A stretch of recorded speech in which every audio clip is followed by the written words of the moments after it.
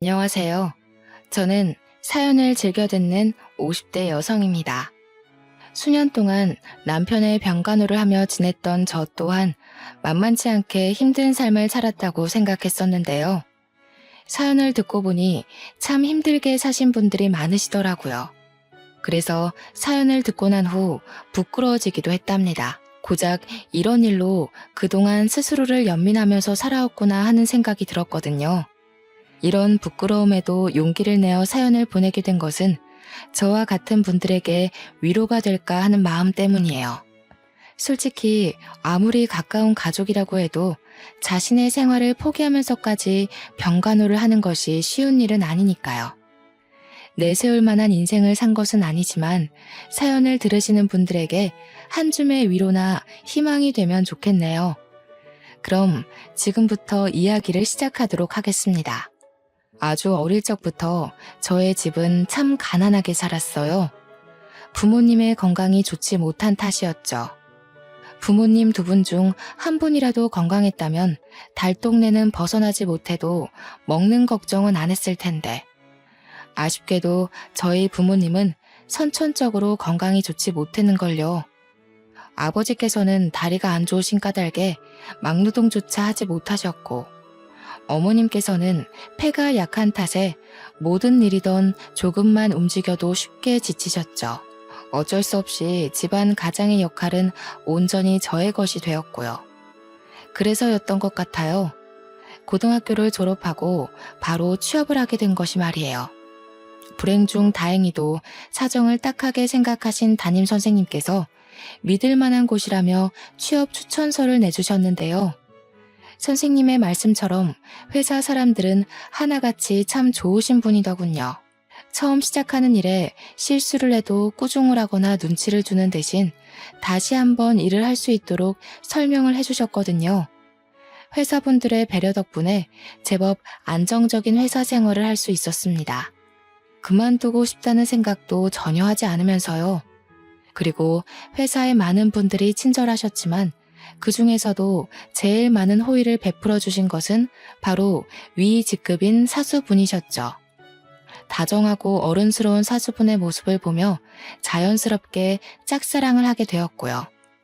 하지만 사수분을 마음에 담았다고 해서 고백을 하거나 짝사랑하는 마음을 표현하지는 않았네요. 가진 것이라고는 고작 어린 나이밖에 없는 제가 다가가기에 사수분은 너무 완벽한 분이었으니까요.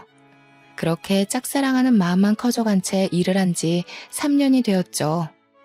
누구나 알만한 대기업으로 이직을 하게 되었다며 사수분께서는 퇴사를 하게 되었는데요. 송별회가 벌어진 마지막 출근 날 사수분께서는 자신의 마음을 고백하셨어요. 깜짝 놀랄 수밖에 없었습니다. 비해 저는 너무 모자란 사람인걸요. 하지만 사수분을 놓치고 싶지 않다는 마음이 컸기에 마음이 가는 대로 행동하기로 결심을 했죠. 사수분의 고백을 받아들인 후 저희는 3년간의 연애를 시작했고 그 계기로 결혼까지 하게 되었답니다. 부모님께서는 남편을 참 마음에 들어 하셨어요. 그럴 수밖에 없었습니다. 솔직히 기초수급자 부모를 둔 가난한 집안의 딸내미가 대대로 공무원 집안인데다 대기업에 다니는 남편을 만난다는 게 쉬운 일은 아니잖아요. 그런데 결혼을 진심으로 기뻐하시는 부모님과 다르게 시어머니께서는 이 결혼이 마음에 들지 않는다는 듯 항상 인상을 쓰고 계셨어요. 스스로도 남편에 비해 한참 모자란 사람이라는 것을 알았기에 그저 묵묵히 고개를 숙일 뿐이었어요. 뼈대 있는 가문의 장남인 남편을 빈몸으로 홀랑 채갔으니 시어머니께서 기분이 좋지 않은 것은 어찌 보면 당연한 일이었으니까요. 그래서 한여름에 김장을 담는다던가 갑자기 새로 산 이불 빨래를 하라고 시키셔도 꿋꿋하게 따르게 되었네요. 그런데 한 가지 이해가 가지 않는 것이 있었어요. 시어머니와는 아무런 관련이 없는 도련님과 동서까지 저를 가정부 취급을 했거든요. 아마 대기업에 다니는 자신들과 다르게 한참 모자란 중소기업에 다니는 형수에게 사람 취급을 하기 싫었던 것이겠죠. 시댁 식구들에게 무시를 당할 때면 힘들긴 했지만 그래도 견딜 수 있었어요. 남편은 무시받으며 슬펐던 기분을 모두 잊을 만큼 잘해주었으니까요. 친정 부모님까지 살뜰하게 챙겨주는 남편만 있다면 모든 것들은 다 참을 수 있을 것 같았는걸요. 하지만 원래부터 복이 없는 집안에서 태어난 까닭인지 아니면 분에 넘치는 남편을 욕심내서인지 결혼한 지 4년 만에 하늘은 저희 부부에게 날벼락을 떨어뜨리더군요. 남편이 큰 사고를 당하고 만 것이었죠. 의사가 말하길 머리와 허리를 크게 다친 남편은 평생 깨어나지도 못하고 식물인간으로 살 수도 있다 했는데요. 의사의 말에 시어머니께서는 바닥에 쓰러진 것도 모자라 통곡을 하며 흐느끼기 시작하셨네요. 아이고, 이래서 집안에 사람이 잘 들어와야 하는데 복도 없는 저 망할 것이 기어들어오는 바람에 기어코 우리 장남 숨통을 끊어놓는구나. 어머님, 아무리 속상하셔도 그런 말씀을 하시면 안 되죠. 기초수급자 집안에서 가난하게 자란 게 형님 탓은 아니잖아요.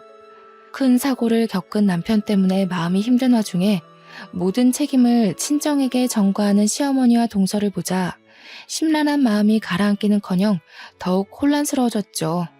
그래서 아무 말도 안 한 채 시어머니 앞에서 가만히 있었던 거고요. 그런데 시어머니는 가만히 있는 것도 마음에 들지 않는지 대놓고 흉을 보기 시작했습니다. 저 피도 눈물도 없는 것 같으니라고. 지서방이 아파서 누워있다는데 어떻게 된 애가 눈물 한 방울 안 흘리고 가만히 서 있을 수가 있어? 너는 이 상황이 슬프지도 않나 보구나? 그런 게 아니라요. 그이가 갑자기 이렇게 됐다는 게 믿기지가 않아서요. 오냐, 나도 믿기지가 않는다. 어제까지만 해도 멀쩡하게 걸어서 제 발로 출근하던 아들이 교통사고로 식물인간이 될지도 모른다니 이게 다 삐쩍 고른 나무 마냥 복도 없는 네가 우리 집에 와서 생긴 일 아니냐? 너만 아니었어도 건강하던 우리 아들이 저렇게 병자 마냥 침대에 누워있을 일이라도 있었겠니? 죄송합니다, 어머님. 그이 깨어날 수 있도록 옆에서 열심히 노력할 테니 너무 걱정하지는 말아주세요. 염치가 있으면 응당 그래야지. 누구 때문에 우리 집 귀한 장남이 저리 크게 다쳤는데 시장 바닥에 굴러다니는 쓰레기 신세 되기 싫으면 하루라도 빨리 우리 아들 깨어날 수 있게 정성껏 간호해야 할 게다. 시어머니와 동서가 돌아가고 혼자 남아 산소호흡기를 꼽고 있는 남편을 보자 착잡함과 서글픔이 한꺼번에 몰려오더군요. 무거워진 마음은 이루 말할 수 없을 정도로 아파왔고요. 의학적인 지식이 있는 것도 아니고 그렇다고 남편이 빨리 나을 수 있도록 값비싼 돈을 내고 좋은 의료진을 개인적으로 모시고 올 수도 없는 상황에서 할 수 있는 것이라고는 기도와 정성 어린 병간호뿐이었어요. 다행히 이런 보잘것없는 상황에서 남편은 의식을 되찾아 주었죠. 참 고마운 일이었습니다. 그렇지만 진짜 힘든 일은 남편이 의식을 되찾은 후 시작되었네요. 물론 남편의 병간호를 전적으로 맡아서 하는 것이 당연했지만 현실적인 문제를 생각하지 않을 수가 없었거든요. 병간호를 위해 일을 그만둔다면 지금 당장은 남편의 회사에서 나온 퇴직금과 위로금과 보험금으로 그럭저럭 입에 풀칠을 할 수 있었지만 그 후의 일이 참 막막했죠.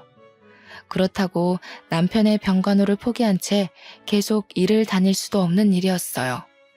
하지만 힘든 일은 이뿐만이 아니었습니다. 다리를 크게 다친 아버지의 수술비까지 저의 지갑에서 나가야 했는걸요. 부모님께서는 얼마 전 생활비가 부족하다는 이유로 보험까지 해지하셨기에 수술비는 그 배로 들었습니다. 대출을 받을까 생각하기도 했지만 진짜 돈이 없을 미래를 생각하니 도저히 대출을 받을 수는 없었어요. 한참 동안 머리를 굴려보았지만 뾰족한 수는 떠오르지 않았고 하는 수 없이 시동생 부부에게 손을 벌리게 되었네요. 처음에는 시어머니에게 빌릴까도 생각해보았지만 시어머니의 성격상 수술비를 빌려주기는커녕 불호령을 할 것이 뻔했기에 어쩔 수 없는 선택이었는걸요. 시동생이 비웃기는 할지언정 적어도 최대한 부탁을 하다 보면 돈을 빌려줄 것 같았거든요. 도련님, 이런 말씀 드리기 너무 염치 없다는 거 잘 알지만 돈 좀 빌려주실 수 있을까요? 당장 저희 아버지 다리 수술을 하셔야 하는데 돈이 없어서요. 형수님, 그렇게 안 봤는데 엄청 뻔뻔하시네요. 형님이랑 관련된 돈을 빌려달라는 것도 아니고 친정아버지 수술을 하는데 돈을 빌려달라뇨. 어른이면 자기 집안일은 스스로 해결할 줄 아셔야죠. 절대 안 됩니다. 도련님은 생각보다 더 단호하게 나왔어요. 아마도 시어머니의 입김이 적용한 듯 싶었습니다. 평소에도 시어머니께서는 시동생 부부를 앉혀두고 없는 집구석에서 살던 저에게 절대로 돈을 빌려주지 말라며 신신당부를 하셨거든요. 한평생 가난하게 살던 것은 꼭 뒤통수를 치고 배신을 한다면서요. 돈을 갚는 데는 시간이 조금 걸릴 수도 있지만 그래도 절대로 도련님 돈 들고 도망갈 일은 없으니 이번 한 번만 도와주셨으면 좋겠어요. 지금 보니 우리 형이 참 불쌍하네요. 침대에 누워있는 우리 형님은 형수님이 손아래 동생한테 돈이나 꾸러다니는 양심 없는 사람인 줄은 꿈에도 모를 거잖아요. 이럴 줄 알았으면 결혼한다고 난리 피웠을 때 어떻게 해서든 반대하는 거였는데. 아무튼 저는요, 형수님한테 10원 한 장 빌려줄 생각이 없으니까 다른 데서 친정아버지 수술비를 구하던 아니면 직접 친정아버지 다리를 붙여주던 알아서 하시고 이만 돌아가세요. 도련님 제발요. 저 도련님 아니면 돈 나올 것도 없어서 그래요. 제발 사람 한 명 살리는 셈 치고 도와주세요. 돈만 빌려주시면 시키시는 일은 무조건 다 할게요. 도련님은 생각보다 매정한 사람이었습니다. 아무리 애원을 해도 절대로 돈을 빌려줄 수 없다고 했죠. 하지만 시동생 부부가 아니면 돈을 빌릴 곳이 없기에 죽기 살기로 시동생의 바지가랑이를 붙잡으며 두 손이 다를 정도로 빌었어요. 자존심까지 버리며 빌자 결국 시동생은 제 아버지의 수술비를 빌려주더라고요. 물론 빌린 돈을 다 갚을 때까지 무급으로 갓난쟁이인 시조카를 봐줘야 한다는 조건이 걸렸지만 그런 것은 중요하지 않았네요. 일이 어찌되었건 큰 고비는 넘긴 거잖아요. 아버지가 다리 수술을 마친 후 저의 일상은 어떻게 지나갔는지 알 수 없을 정도로 바쁘게 흘러나갔어요. 시조카를 돌보는 일부터 남편의 병간호 일까지 이 모든 것을 혼자서 해야 했으니까요. 남편에 대한 책임감과 수술비를 빌려준 도련님에게 감사한 마음으로 어떻게든 버텨보려 했지만 이 모든 일을 직장을 다니면서 병행하는 것은 불가능한 일처럼 보였어요. 그래서 어쩔 수 없이 직장을 그만두게 된 것이고요. 그나마 남편의 병원비에 관한 모든 돈은 시어머니께서 해주셨기에 남편의 퇴직금을 건드리는 일은 하지 않아도 되었어요. 어쩔 수 없이 들어가는 생활비는 받아놓은 퇴직금을 쪼개가며 썼기에 돈이 없어 허덕이는 최후의 밑바닥까지 떨어지지는 않았죠. 그렇지만 가장 힘든 것은 역시 남편이 언제 나을지 모른다는 좌절감이었네요. 아무리 긍정적으로 생각하려고 해도 하루 종일 누워만 있는 남편을 보고 있자면 그렇게 마음이 울적해질 수가 없었어요. 하지만 남편을 포기할 수는 없었습니다. 저희 부부에게는 노년에 함께 전국 여행을 하자는 소망이 있었으니까요. 그리고 그 소망 하나로 악자같이 노력을 하게 되었죠. 다행히 남편을 향한 노력이 하늘에 닿아서인지 남편의 상태 역시 차도를 보이기 시작하더군요. 비록 느리긴 했지만 의사소통을 할 수 있게 된 것은 물론 엄두도 못 내었던 재활치료까지 시작하게 되었고요. 서서히 차도를 보이는 남편의 모습에 마음이 급해지는 것은 사실이었지만 티를 내지 않기 위해 참 많은 노력을 했네요. 조바심을 내는 대신 남편이 빠르게 회복할 수 있도록 뒤에서 묵묵히 할 일을 했고요. 그리고 길고 길었던 8년이란 시간을 끝으로 남편은 완전히 완치를 했답니다. 물론 평생 한 발을 절어야 한다는 후유증이 남긴 했지만 남편이 일상적인 생활을 누릴 수 있다는 것만으로도 너무나 감사했기에 그런 것쯤은 아무런 문제가 되질 않았는걸요. 남편 또한 일상적인 생활을 할 수 있게 된 것만으로도 너무 감사하다며 대수롭지 않게 생각했죠. 시어머니 또한 완전히 병상에서 일어난 남편을 보며 감격의 눈물을 흘리셨습니다. 남편을 와락 끌어안으며 기뻐하는 시어머니의 모습을 보자 참 많은 생각이 들더군요. 저에게는 피도 눈물도 없는 시어머니였는데 남편에게는 인자한 어머니 그 자체셨거든요. 시어머니의 열렬한 환대가 있은 후 남편과 함께 집으로 돌아왔는데요. 8년 만에 찾은 평온함이었지만 저희 부부는 그 평온함을 즐길 시간이 없었네요. 남편이 침실에 누워있을 때는 코빼기도 안 비치던 시어머니께서 남편이 완치한 후 자기 집보다 더하게 저희 집을 들락날락 하셨거든요.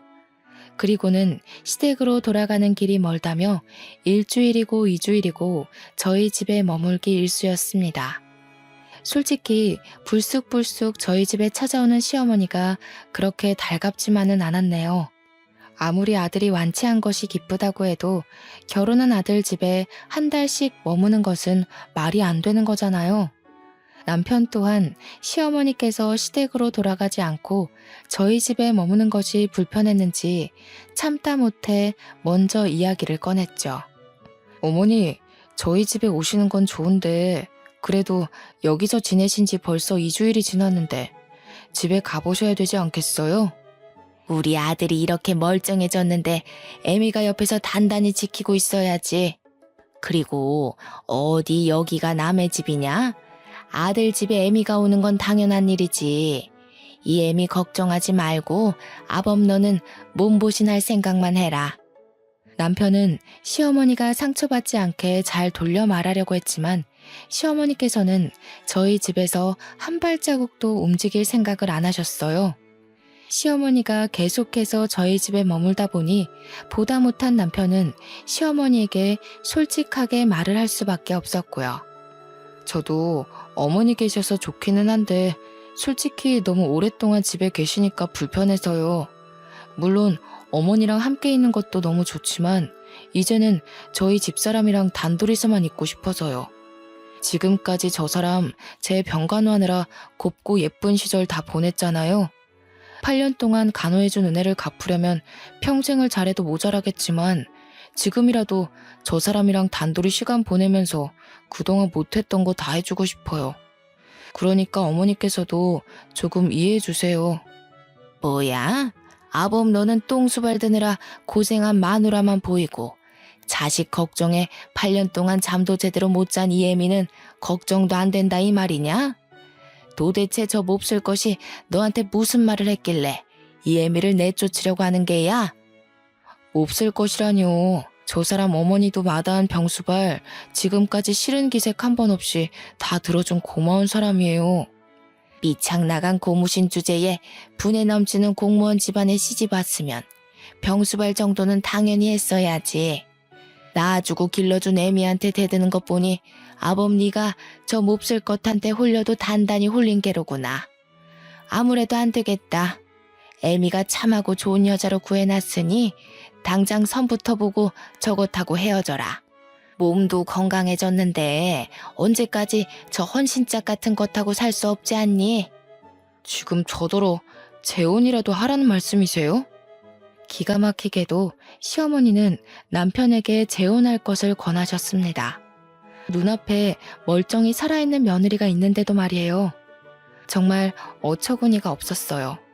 그동안 남편의 병간호를 한 것이 무언가를 바라고 한 행동은 아니지만 그동안 제가 남편에게 쏟아부었던 모든 노력을 당연한 거라 취급하는 시어머니의 모습을 보자 온몸에 힘이 쭉 빠져나갔습니다.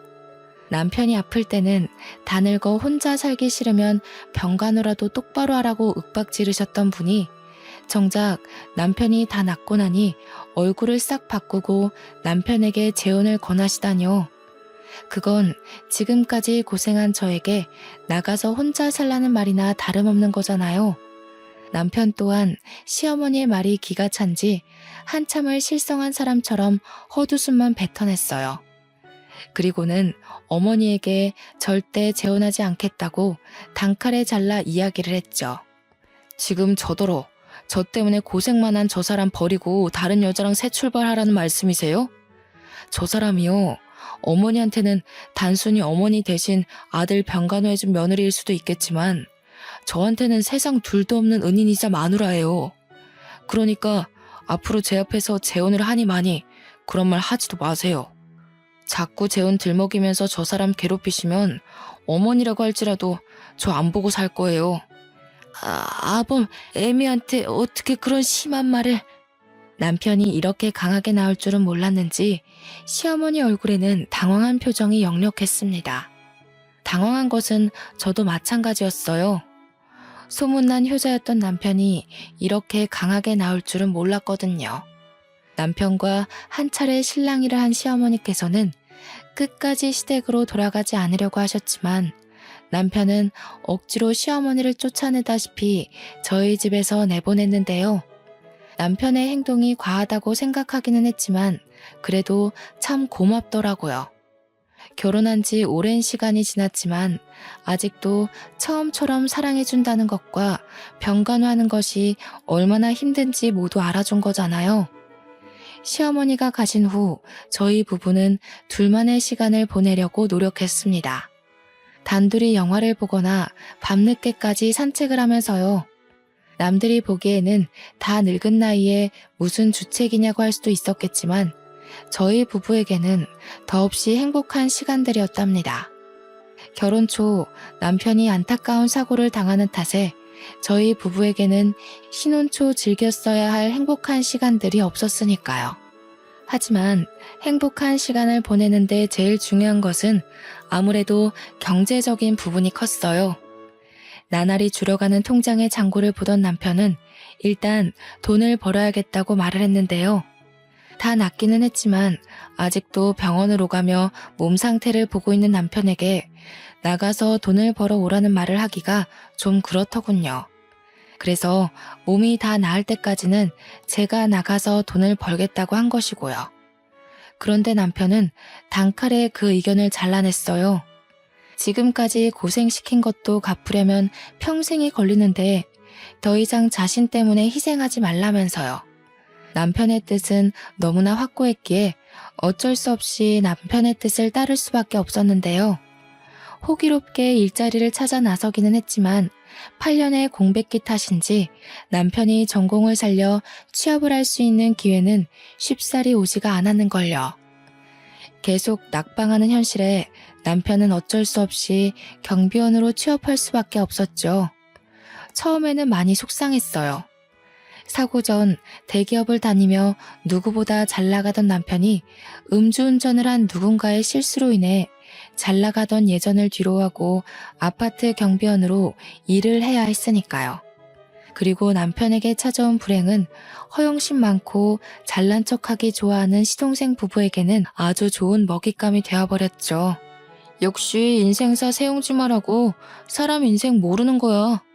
잘 나가기 둘째가라면 서러웠던 형이 나이 40에 고작 경비원일 하는 걸 보면 말이야. 어머, 당신도? 큰 사고 당하고 일상생활 하는 것만으로도 다행인 거지. 어디 큰일 겪은 사람이 전처럼 생활할 수 있나? 아무렴 하찮은 일을 해도 일하는 사람만 행복하면 됐지. 수사람이 왈가왈부할 필요가 뭐가 있다고. 안 그래 아주버님? 남편을 깎아내리는 시동생도 미웠지만 도와주는 척 남편을 헐뜯는 동서가 더 밉더군요. 자세한 사정을 모르는 남이라면 그럴 수도 있다 넘어갈 수 있었지만 남도 아닌 가장 가까운 가족이 남편을 헐뜯는 것을 보니 도저히 그 상황을 참고만 있을 수 없었어요. 도련님이고 동서고 정말 너무하네요. 아무리 잘못한 게 있다고 해도 감싸주는 게 가족이라고 하는데 하물며 잘못한 것도 아닌 사고 당한 걸로 조롱을 하다니요. 전후 사정 모르는 남도 이렇게 막대하지는 않을 거라고요. 참나 어이가 없어서. 형 없다고 바닥에 엎어져서 돈 빌려달라고 싹싹 빌던 게 누군데 이제 형님 돌아왔다고 유세 떠는 거예요? 유세 떠는 게 아니라 당연히 할 말은 하는 거죠. 입장 바꿔서 도련님 자식이 큰 사고 당하고 남한테 조롱당한다고 생각해보세요. 절대 농담으로 못 받아들이실 거잖아요. 세상에 어디 그런 재수없는 소리를. 형수님, 아무리 그래도 할 말이 있고 못할 말이 있죠. 동서도 자기 자식 큰 사고 당한다는 소리 들으니까 기분 더럽지? 지금 내 기분이 딱 그래. 우리 남편이 뭐가 모자라서 동서 같은 사람한테 조롱을 당해야 하는데? 당신 괜히 상대하지 마. 못 배운 집안 사람들이 다 그렇지 뭐. 배운 거 없어서 경우 없고 예의 없고 더 상대했다가는 우리 입만 아프니까 그만 가자고. 형수한테 못 배운 거라니 너 지금 말 다 했어? 가만히 있던 남편은 못 배운 집안이라는 말에 발끈하며 도련님의 멱살을 잡아 올렸습니다. 경우 없는 집안이랑 살더니 형도 상놈 다 됐네. 하나밖에 없는 동생 멱살이나 잡아 올리고. 앞으로 이런 상놈의 집안이랑은 상종도 안 할 테니까 어디 한번 집안 도움 없이 잘 살아보라고. 나도 너 같은 자식은 동생으로 치고 싶지도 않으니까 앞으로 우리 집에 발길할 생각도 하지 마라. 시동생이 떠나가고 난 후 착잡한 기분이 무겁게 어깨를 짓눌렀어요. 만약 시동생이 하는 말을 한 귀로 듣고 한 귀로 흘려들었으면 남편과 시동생의 사이가 틀어지는 일은 없었을 테니까요. 괜히 작은 말다툼 때문에 형제의 사이를 갈라놓은 것 같아 가슴이 무거웠는데요. 남편은 오히려 막말이란 짓거리는 놈과 확실하게 절연을 하게 되어 좋다고 말해주었어요. 그러면서 경우 없이 구는 혈육을 정리하고 평생 둘만을 위해 살 수 있게 되었으니 참 잘 되었다고 말을 해주었죠. 일이 어찌되었던 항상 편을 들어주려 노력하는 남편을 보며 이 사람과 결혼하길 참 잘했다는 생각을 하게 되었고요. 남편이 경비원으로 출근을 한 후 8년 만에 처음으로 혼자만의 시간을 가지게 되었는데요. 절대 일하지 말라는 남편의 충고에 혼자만의 여유를 즐겨보려고 노력했지만 그게 잘 안 되더군요. 그래서 가까운 마트에 계산원으로 일을 시작하게 되었어요. 물론 처음에는 남편의 거센 반대가 있었지만 혼자 있는 시간에 대한 불만을 토로하니 남편 또한 일하는 것을 허락해 주었고요. 남편은 일이 힘들면 언제 그만두어도 좋다고 말을 했지만 마트에서 일하는 것은 전혀 힘들지 않았습니다. 오히려 일을 하고 난 후 삶의 활력이 돌 정도로 좋았죠. 아나무인인 시동생 부부의 아이를 돌보는 것에 비하면 계산원으로서 하는 일은 너무나 쉬웠거든요. 짧게 일하는 마트 계산원 일은 큰 돈이 되지는 않았지만 남편에게 손을 벌리지 않고 부모님에게 용돈을 드릴 수 있다는 것이 참 기뻤습니다. 퇴근 시간이 1시간 일찍 끝나는 남편은 항상 집안 청소를 해주었는데요.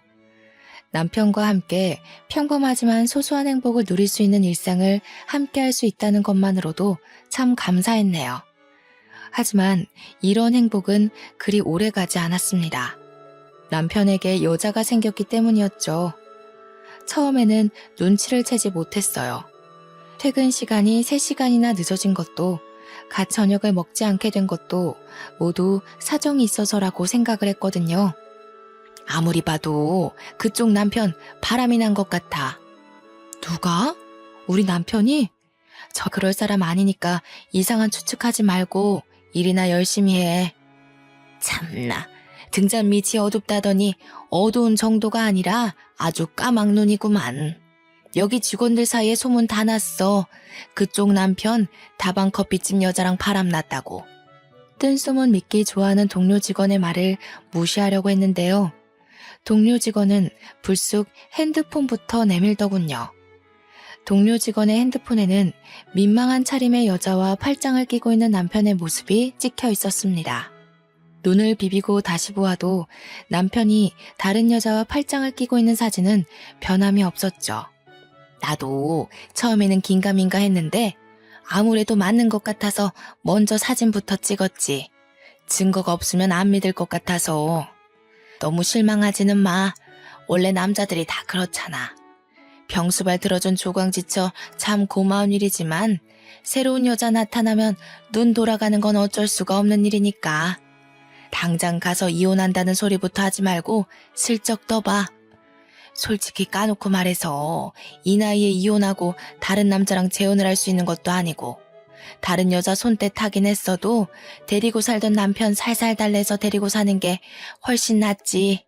평소 푼수 같은 동료와 말을 섞는 것을 싫어했지만 이번만큼은 동료의 말처럼 하기로 했어요. 분명 바람을 피운 것이 잘못된 일이긴 하지만 남편만한 사람은 없었으니까요. 그래서 남편을 추궁하는 대신 솔직하게 말하고 관계를 정리하는 쪽으로 설득하기로 결심을 한 것이죠. 마침 남편은 집에 와 있었기에 심호흡을 한 뒤 외도하고 있다는 것을 알게 되었다고 솔직하게 털어놓았습니다. 남편이라면 당연히 자기의 잘못을 인정하고 그 여자와 관계를 정리할 거라 믿어 의심치 않았고요. 그런데 남편은 순순히 외도의 사실을 인정하며 대뜸 이혼장을 꺼내오더군요. 깜짝 놀랄 수밖에 없었네요. 가족과 손절을 하면서까지 결혼을 유지하려던 남편이 고작 만난 지 얼마 되지 않은 여자 때문에 이혼장을 요구하다니요. 다른 여자 만나는 거 알았다고 하니 솔직하게 말할게. 그 여자랑 잘해보고 싶어. 당신 어떻게 날 두고 만난 지 고작 한 달도 안 된 여자 때문에 이혼하자는 소리를 할 수가 있어? 내가 그동안 당신한테 어떻게 했는데 당신도 나한테 그랬잖아. 나한테 받은 은혜가 너무 커서 죽을 때까지 잘해줘도 다 못 갚을 것 같다고. 근데 갑자기 이러는 법이 어딨어. 미안해. 근데 내 마음이 그런 걸 어쩌겠어. 사실 동생이랑 의절하다시피 인연 끊고 살 때부터 당신이랑 사는 거 그냥 의무감같이 느껴져서 지루하고 따분했어. 그때 처음으로 다방에 가서 그 여자 만나게 된 거고. 내가 죽을 놈인 건 알지만 이런 내 마음 이해해줬으면 해. 8년 동안 엉덩이에 진물이 나도록 침대에 누워있었는데 늦었지만 지금이라도 죽을 때 후회 없이 내가 하고 싶은 대로 다 하면서 살고 싶어. 누구 마음대로 이혼을 해. 나는 절대 안 해줄 거야. 정말 미안해. 몇 푼 되지는 않지만 이 집이랑 내 통장에 있는 돈까지 다 당신한테 줄게. 새로 만난 여자 때문에 자신의 모든 재산까지 포기하면서 이혼을 선택하다니요. 서로를 바라보며 행복해하던 시절이 무색할 만큼 변한 남편을 보니 사고 소식을 듣고 달려갔을 때와는 비교도 할 수 없을 정도의 충격과 슬픔이 밀려왔는 걸요. 이혼 통보를 한 남편은 할 일이 다 끝났다는 듯이 방으로 가 여행 가방을 끌고 나와 집을 나가려고 했습니다. 당신 정말 왜 이래? 당신도 다른 여자랑 바람난 나랑 같이 있기 싫을 거 아니야. 어차피 이혼하고 나면 서로 떨어져서 살아야 할 텐데 먼저 나가는 편이 나을 것 같아서. 잡아보려고 애썼지만 남편은 참 야속하게도 집을 나갔습니다. 남편이 집을 나간 후 갑작스럽게 닥친 변화는 저를 너무 힘들게 했어요. 어떻게든 이겨내고 다시 남편을 잡아보려고 했지만 그마저도 쉽지 않았고요. 남편의 병실에 누워있을 때와는 비교도 할 수 없을 만큼의 큰 시련이 닥쳐온 것이라는 느낌이 들었거든요. 힘들어하는 저에게 친정 부모님께서는 이미 변해버린 사람 마음을 돌리는 것은 불가능하다며 그만 이혼하라고 말을 했는데요. 머리로는 알고 있었지만 그래도 여전히 포기가 되지 않았어요. 그래서 시어머니에게 온갖 모진 말을 들을 것을 각오하고 시댁을 방문하게 되었고요. 누구보다 품위를 중요하게 생각하시는 시어머니에게 다른 남자들에게 커피나 타주는 며느리보다는 가난한 집안의 며느리가 더 나을 테니까요. 두 눈을 질끈 감고 시댁의 초인종을 눌렀는데요. 어찌된 영문인지 시어머니께서는 모진 말을 하기는커녕 버선발로 뛰어나오며 저를 반겨주었어요. 눈물까지 흘리면서 말이에요. 아이고, 아가 잘 왔다. 우리 아들이라면 죽고 못 살았던 네가 이 중요한 순간에 이혼이라니. 그게 웬 말이니? 이렇게 먼저 찾아와주고 참 고맙구나. 제가 그이한테 먼저 이혼을 하자고 했다고요? 그게 무슨 말씀이세요? 아유, 일이 어찌되었던 끝까지 우리 집 식구로 남겠다니 고마워 눈물이 다 나는구나. 일단 병원부터 가자꾸나. 시어머니께서는 제대로 된 해명을 해주기는커녕 제 손을 잡고 택시에 올라타셨습니다. 그러고는 남편이 8년 동안 통원 치료를 했던 병원으로 향했죠. 도통 어떻게 된 일인지 몰라 그저 묵묵히 시어머니를 따라 병원을 갔는데요. 시어머니가 병실의 문을 여는 순간 아무 말도 못한 채 입을 틀어막을 수밖에 없었네요. 병실에는 심하게 다친 시동생이 누워 있었거든요. 놀란 마음을 추스르며 병실로 들어가자 손수건으로 눈물을 닦아내시던 시어머니께서는 전후 사정을 말씀해 주셨습니다. 평소에도 술 마시는 것을 좋아하던 시동생은 한 달 전 친구들과 술자리를 가진 후 곧바로 운전을 했다고 해요. 멀쩡한 정신이 아닌 채 운전을 했기에 당연히 사고가 날 수밖에 없었는데요. 운이 나쁘게도 도련님께서는 큰 화물차와 부딪혀 큰 사고를 당했다고 했습니다. 의사가 말하길 척추 쪽 신경이 많이 망가져 불구로 살아가야 할 수도 있다는 의견을 남겼다고 하더군요. 저 자식도 딸린 것이 불쌍하지 뭐니. 이기적인 태준이 애미가 병수발 들어줄 리가 만무하고.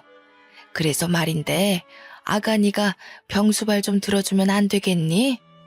네? 그게 무슨 말씀이세요, 어머니? 큰 사고를 당해 평생 후유증을 안고 살아갈 시동생이 불쌍하기는 했지만 그것과 별개로 시어머니의 말에 참 어이가 없었습니다. 8년이란 긴 시간 동안 남편의 병수발을 들어온 저에게 또다시 병수발을 들라뇨. 멀쩡히 아내까지 있는 시동생의 병수발을 부탁하는 시어머니를 돛 이해하지 못하겠더라고요. 어머니가 왜 저한테 도련님 병간호를 부탁하시는지 모르겠네요.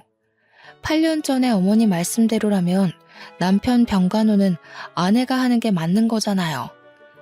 그건 너희 식구한테 애가 없으니 한 말 아니니. 제처가 병수발 드는 게 제일 좋기는 하겠다만 태준이 애미는 일도 다니고 애도 봐야 하지 않니? 병수발 드는 게 회사 일처럼 몇 시간 하고 딱 그만둘 수 있는 것도 아니고 여유 있는 사람이 해야지. 머뭇머뭇 병수발 이야기를 꺼내는 것을 보자 왜 시어머니가 저를 이곳으로 데리고 오셨는지 알겠더군요. 빵빵한 처가댁을 가진 동서네에게 시동생의 병수발을 들기 눈치가 보였던 것이죠. 가난한 저희 집을 들먹이며 재혼을 얘기할 때는 언제고 이제 와서 가족이라는 명분으로 시동생의 병수발을 시키다니 얄팍한 수를 쓴 시어머니의 행동이 기가 막혔네요.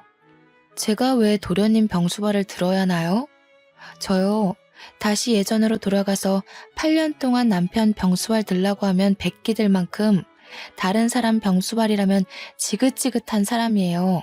가까운 가족이라도 정해진 기한 없이 병수발 들라고 하면 도망가는 마당에 제가 왜 도련님 병수발을 들어야 하나요? 일 다니고 애보기 바쁜 동서가 안 된다고 하면 어머니가 직접 도련님 병수발 들면 되잖아요. 다 늙은 시애미가 어떻게 병수발을 들 수가 있니? 병수발 들려면 아직 젊고 경험도 많은 네가 하는 게 낫지. 그러지 말고 다시 생각해봐라. 병수발 들어준다면 내가 너희 시댁의 용돈 정도는 챙겨주마. 용돈이 아니라 억만금을 준다고 해도 싫어요. 저는 절대 도련님 병수발 들 생각 없으니 전문 간병인을 쓰시던 어머니가 직접 도련님 병수발을 드시던 알아서 하시면 좋겠네요. 못된 것. 집안에 도움도 안 되는 주제에 이럴 때라도 나서서 집안에 보탬이 될 생각을 해야지. 어디 시애미한테 두 눈 똑바로 뜨고 대들어? 그만 좀 하세요. 시어머니의 손이 치켜들어졌을 때 병실 문이 열리며 남편의 고함 소리가 들려왔어요. 깜짝 놀라며 뒤를 돌아보자 남편은 씩씩거리며 시어머니 앞으로 다가와 한 소리를 하기 시작했죠. 이제 이혼하는 사람 어머니가 무슨 권리로 괴롭히시는데요. 경호 병수발은 제가 책임지고 맞는다고 했잖아요. 어떻게 애미 앞에서 똥수발이나 드는 천한 일을 한다고 난리를 칠 수가 있어. 네가 아주 이 애미 숨통 터지는 꼴을 보려고 작정을 했구나. 그럼 저도 어머님한테 여쭤볼게요. 저희 가족이랑 관련도 없는 이 사람은 무슨 잘못을 했길래 어머니나 저 대신에 똥수발이나 드는 일을 해야 하는데요. 아무리 자기 배로 낳은 아들이 귀하다고 해도 그렇지. 어머님 정말 너무하시네요. 사람도 장모님이랑 장인어른한테는 눈에 넣어도 안 아플 귀한 딸이라고요. 남의 집 귀한 딸을 8년씩이나 병수발 시킨 걸로는 모자라세요? 남편은 목에 핏대를 세우며 시어머니와 싸웠는데요. 그 모습을 보자 저도 모르게 왈칵 눈물이 쏟아지고 말았네요. 남편이 이혼하자고 했던 이유를 알아버렸거든요. 하지만 한 번 더 이혼하자고 했던 이유를 확인하고 싶었기에 병실을 나오는 길에 남편에게 물어보았어요. 왜 바람이 났다고 거짓말까지 하면서 이혼을 하자고 했는지요.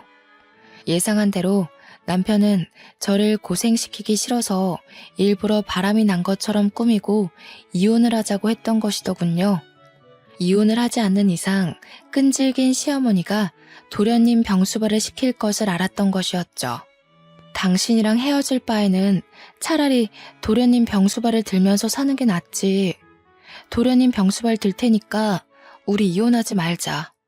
기약 없는 병수발을 드는 것이 얼마나 힘든 일인지 알았지만 남편과 헤어지는 고통에 비하면 아무것도 아니었기에 먼저 도련님의 병수발을 들겠다고 나섰는데요.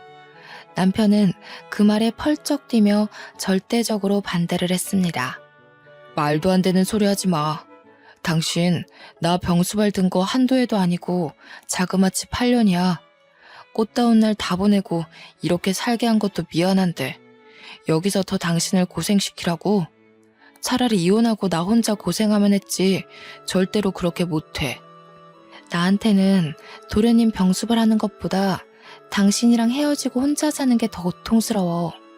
당신 혼자 도련님 병수발 때문에 고생시키고 나 혼자 몸뚱이 편하게 있는다고 어디 행복할 것 같아?